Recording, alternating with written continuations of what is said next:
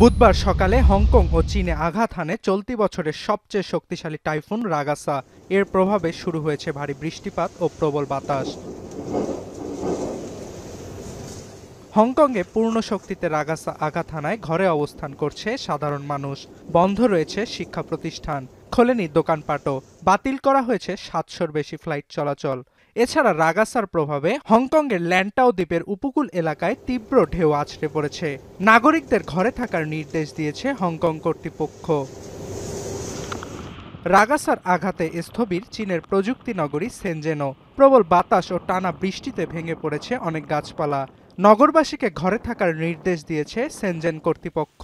বাতিল করা হয়েছে গণপরিবহন চলাচল। এরপরও রাস্তায় নেমেছে অনেকে।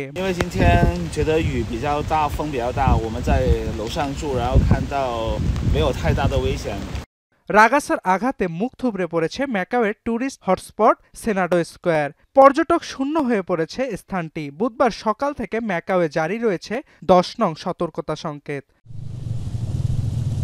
এদিকে টাইফুন রাগাসার আঘাতে লন্ডভন্ড তাইওয়ান। মারা গেছে বেশ কয়েকজন, নিখোঁজ অন্তত 30 জন। ভূমিধস ও পানির তোড়ে ভেঙে পড়েছে সড়ক, মহাসড়ক ও সেতু।